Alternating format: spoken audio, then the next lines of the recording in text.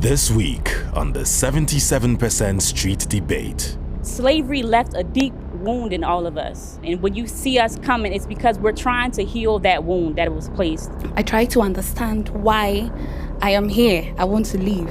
And you are coming back. You want to stay. You want to go out. You want to take your kids to the park to play.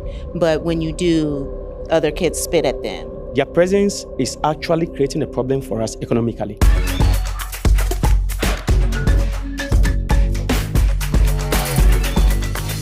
Hello and welcome back to the 77% Street Debate. This week we are back in Ghana's capital of Accra. Now, 400 years ago, the first women, men, and children forcibly stolen from this continent arrived on the other side of the Atlantic in America. Fast forward many years later, and the government, the modern government of Ghana, is saying to its international descendants, come back home. But what does that integration look like? Began in 2019, dubbed the Year of Return, this initiative has introduced many people from across the world back into the community. And how is that affecting the makeup of the society? Who better to answer that question than some now all Ghanaians? And I want to start with you, Professor Kambon, because I think in order to understand where we are, we must look back in time. How did we end up in this situation where Africans were disjointed and disconnected from their land? I have what I call the thousands, hundreds, and tens model. And what that is that thousands of years ago, Black people went out to populate the entire planet Earth. And then hundreds of years ago, Black people were enslaved. This goes back all the way to the Arabs, the Indian Ocean and so forth. You have the Zanj Rebellion. And then tens of years ago, you have what is often referred to as the brain drain, where, those are going out to seek greener pastures. And usually it's because their own homes have been set on fire by, IMF, World Bank policies and so forth and so on. Many of us came to the conclusion of why do we continue to build the land of our enemies? Before we were doing it, at gunpoint, at the point of the whip and so forth. But there's a proverb that says a cow grazes where it is tied.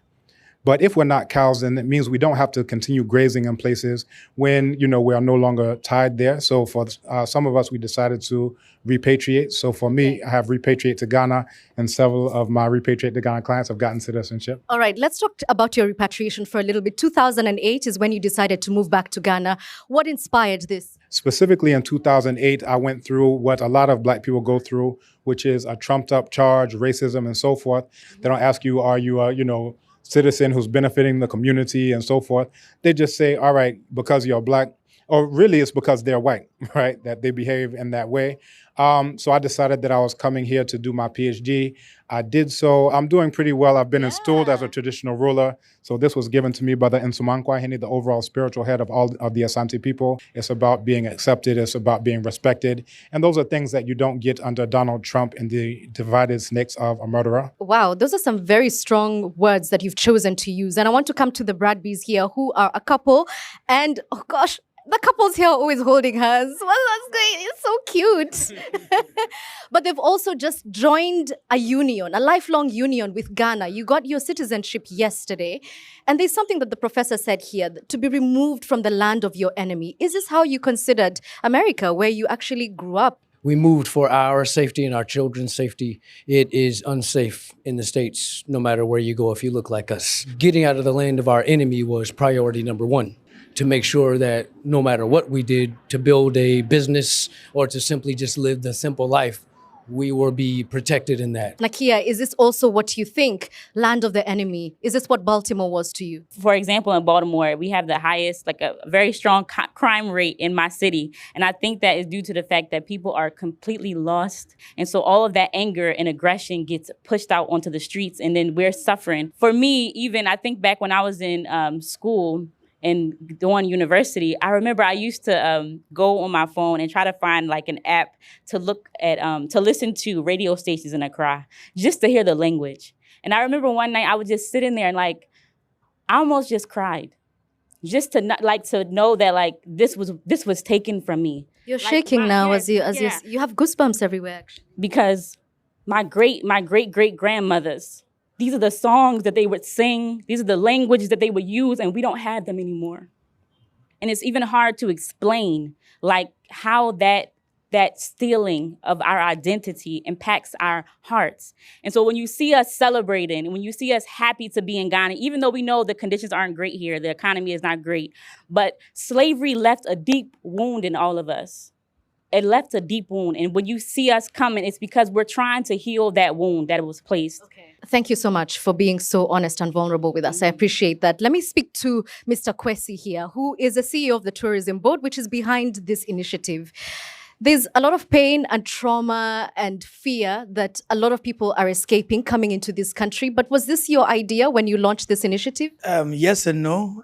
Yes, we knew that we had to make the connection because we've been separated for far too long and we didn't understand each other. And so, yes, the idea was, let's reconnect, let's bring us together and see how we can work together, cultural exchanges, tourism, investments, and everything that makes us one people. Okay. But no, because we realized that it goes deeper than just a reconnection. It also for people to come and heal, really. People trace their roots, come back to where it all began. Okay, so you were told, come back to Africa. Here you are.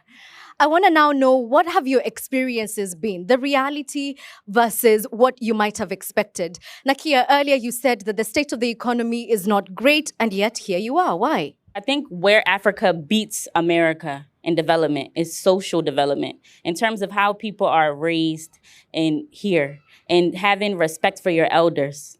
I struggled a lot with my mother. My mother passed about 2 years ago. I actually was taking care of her for 5 years by myself, because I couldn't get my family to understand that we as a family should take care of my mother together. But here in Ghana, you don't have that problem. You don't even really see nursing homes, because the people understand that when your parents get older, you should take care of them.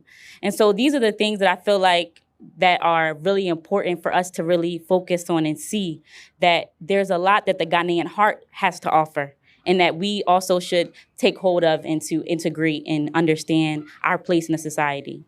So Adam and Chiretta, you're raising two beautiful children here. How has that experience been for you, and what are some of the challenges of integrating so far? Oh, it's really been beautiful. You know, in the States, we lived a very isolated lifestyle because of safety. You know, you want to go out, you want to take your kids to the park to play, but when you do, other kids spit at them. That is an experience that my son had at the playground on more than one occasion. And so we lived a very isolated life. So to be here and to be free and to see my kids be able to be joyful and that not be a crime has been a very, very beautiful thing. Okay, I really love how beautiful this is sounding, and I'm just going to throw a little bit of pepe in here. Kojo, tell me, are the people who've returned romanticizing the idea of Africa a little bit? Maybe a little bit. Tell me about that. Well, the truth is, we're survivors here in Ghana. And the reason why it may look like it's like we want to switch places with them is because of that doggedness that the country has built inside of us. You've gone through the educational system. You've put together yourself to be on top of society, but then there's no opportunity for you to use them and put yourself in a better place in the society. So let me ask that question, because you did talk about immigration and emigration. And actually, surprisingly, Ghana is one of those few countries in Africa where there are more people leaving the country than there are coming in. And that surprised me. So I want to know from the people at the back, anybody, if you got a chance, are you taking the plane to get out of Ghana? Let me see by show of hands if your answer is yes. When you hear these people come and say, hey, this is a beautiful country, we need to reinvest back on the continent, how does that make you feel? I feel it's because they have money. That's why they're coming back home. But for me, I want to leave the country because the economy here is very bad. Okay. Let me hear one more person at the back. I would love to leave the country. Like, just as they are saying, when they were coming, they came with money, which is making their life comfortable. But we in the country, people are struggling on the street. If such person get opportunity, in fact, the person will leave the country. Prof, what do you make of it when you hear that the local population here already has an assumption that you're wealthier, that there's an income disparity inbuilt? So about 3 weeks ago, I gave a presentation on how you can earn $250,000 and 10x your income by living in Ghana. And a case study is I had translators coming from the University of Ghana at a conference that I just had. And we hired them to teach Chi, They had 2 students. From the 2 students who were paying them, they were able to get enough money to pay their entire master's degree for 1 year. Generally, people think, oh, what can I do at this language? But I'm saying that you don't have to go outside, and that was a message that they learned. There's someone in the world who wants any skill that you know how to do, and they're willing to pay you richly to do it. Let me ask Jeff what he thinks here, because he is swallowing hard. I don't know if you think this is great advice or if you see it as somewhat condescending. What are your views? Yes, I think what Prof is saying is quite true. Now, I heard my sister from behind me say that these people have money coming in.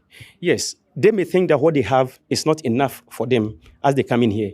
But from the ordinary person on the streets of Accra, let's say Oxford Street, you see, if I want to walk on Oxford Street and buy what Prof is wearing, I can walk there and buy it. But can you imagine getting to Oxford Street and there's a vendor selling this thing, Prof standing there? The moment the person realizes Prof is coming from outside, his donation, the person prices this thing very high. So it brings a certain gap. But at the end of the day, once the prices go up, it doesn't come down. And we are the ones who suffer eventually. And that is a problem we are facing here today. Their presence is actually creating a problem for us economically. But I want to come back to you, Mr. Kwesi, because obviously these emotional sentiments have the potential to become something else, xenophobia, Afrophobia.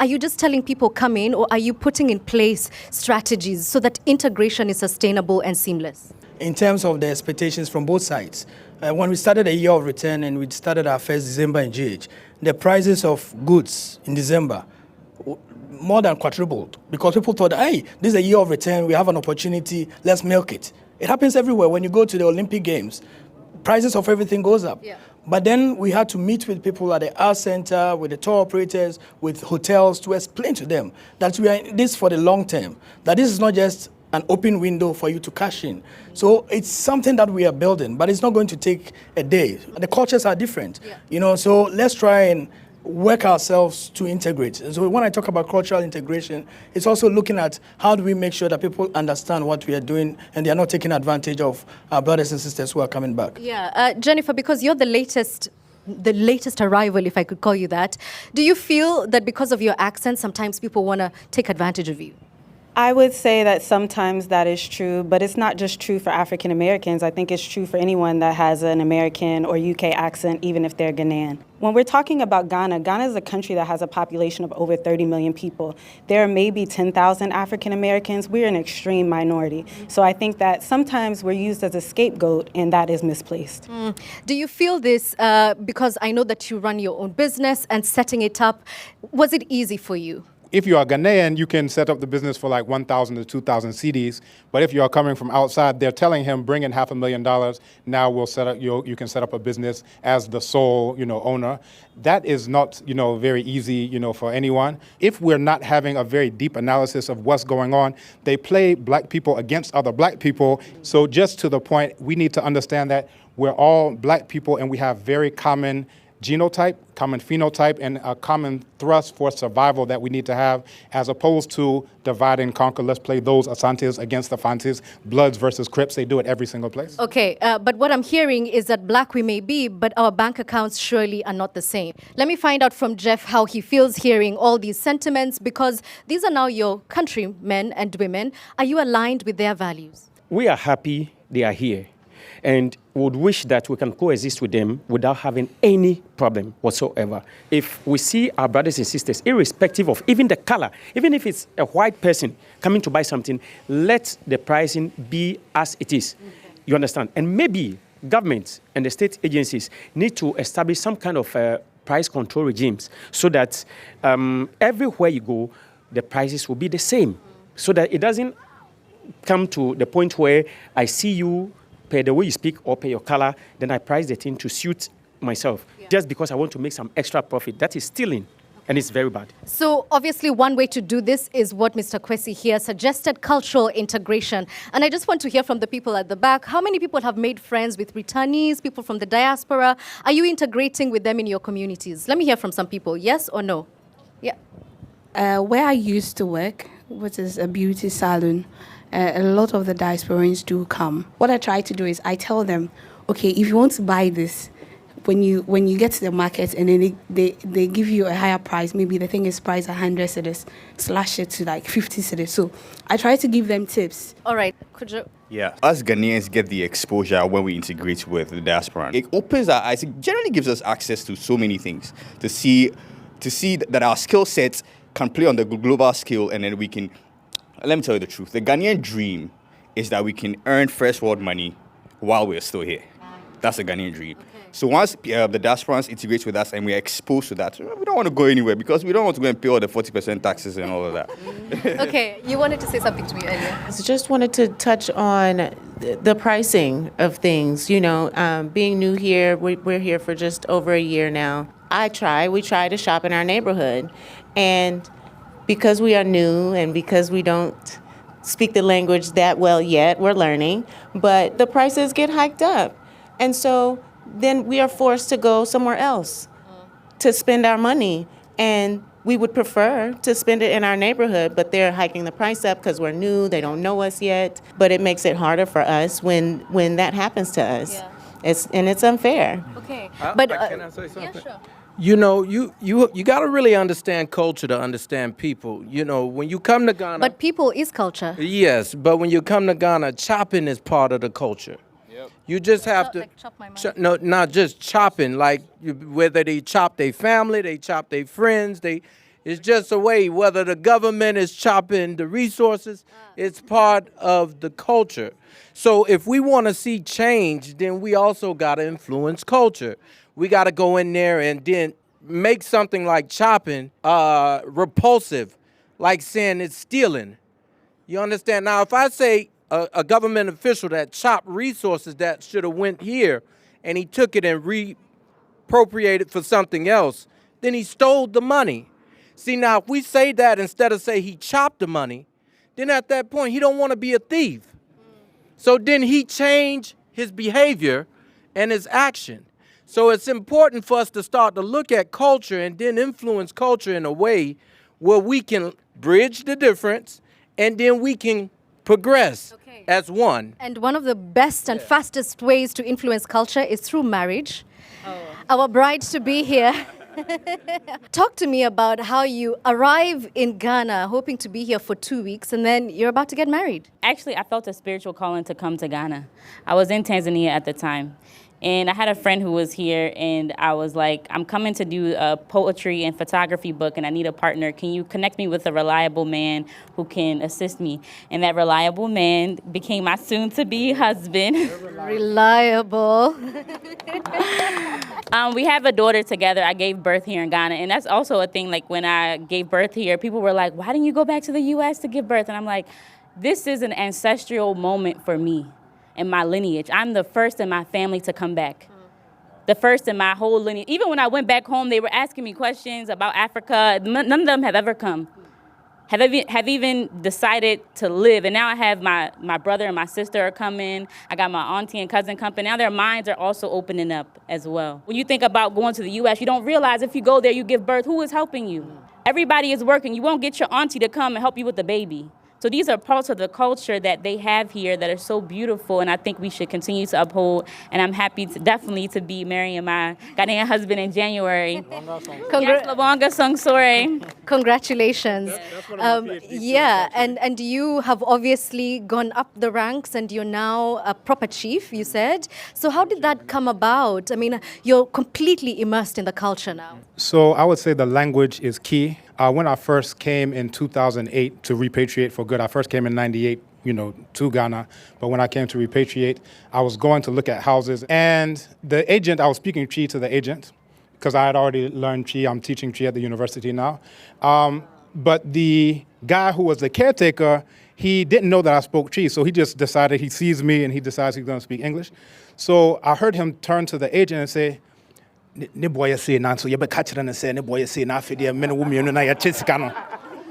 that the real price is First of all, how is his accent? Is he good? Yeah? I'm saying it just like how the agent said it. They know this voice. That's the scheming voice. Can you translate for us, please?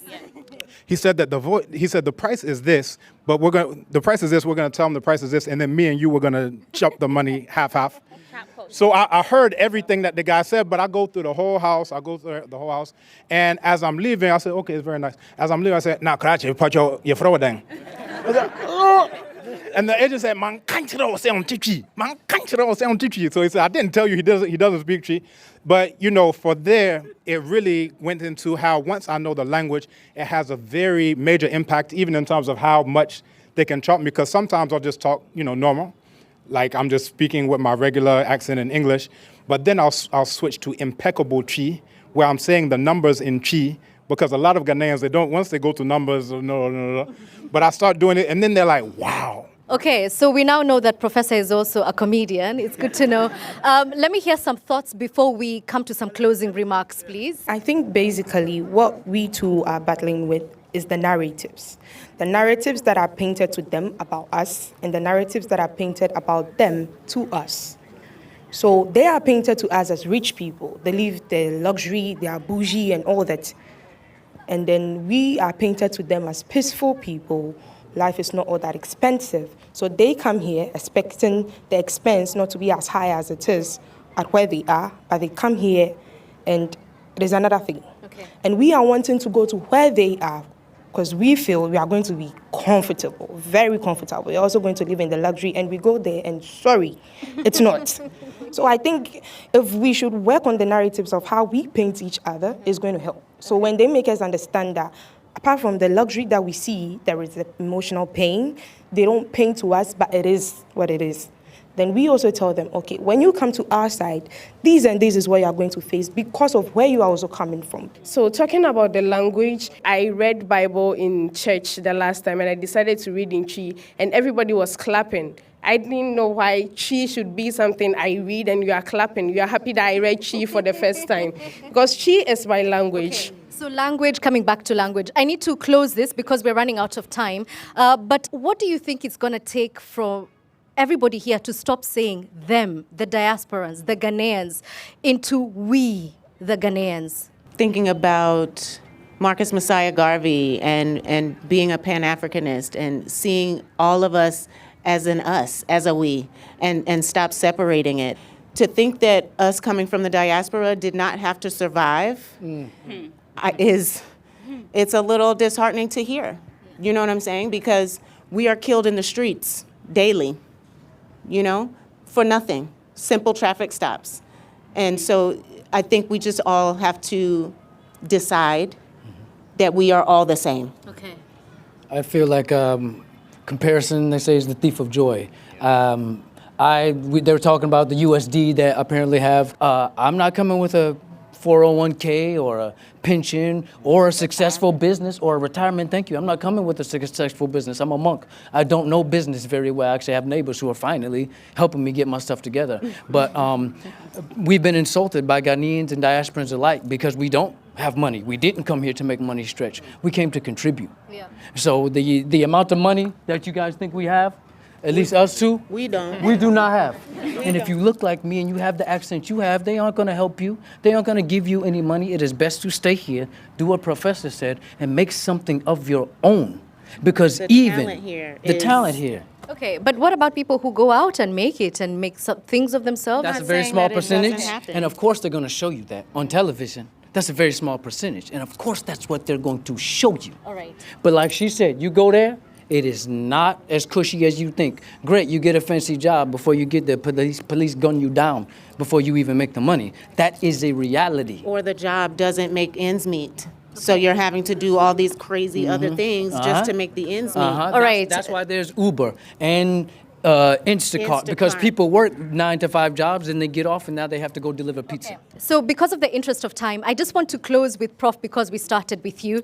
Answer the question for me. How do we go from them, the diasporans, the Ghanaians, to we? I think conversations like these are very much necessary because just as was mentioned by my sister here, they get a narrative about those in the diaspora. And even Ghanaians, when they go travel to places like the U.S., they're told, don't hang out with the black people because they're all drug dealers, because they're all gangbangers, because they're all this, that. And, they'll say, oh, Africans are all poor. You'll see the images of the Ethiopians with flowers on their face. So if you want to fight, call someone an African, and that's considered to be an insult. What it means is that we're really not having conversations and dialogues. In whose interest, who benefits from you thinking this about diasporans, and who benefits from diasporans thinking this about you? And once we understand who benefits, is basically follow the money trail. The one who benefits from the problem is most likely the one who caused the problem in the first place. So there's a quote, and I think this is very poignant to perhaps close on, by Nana Runoko Rashidi and also Nana Kwame David Whitaker. He says, what we do for ourselves depends on what we think of ourselves. What we think of ourselves depends on what we know of ourselves. And what we know of ourselves depends on what we have been told, as to say, about ourselves. And we haven't been told very much about ourselves. Ghanaians haven't been told very much about our own history as Ghanaians. Diasporans also haven't been told. But again, look at not who suffers from the problem, look at who benefits from the problem, and you'll see the one who created the problem, and we're the ones who can solve that problem. Wow, thank you so much. Yeah. So there are a lot of things that this debate was not. It was not about confirming whether or not the people who've returned are African. That was never in question. They were, always have been, and always will be. This debate actually affirmed the words of Kwame Nkrumah right there, the doctor. He is not African simply because he was born here, but to be African is to have Africa born in you. Thank you for watching.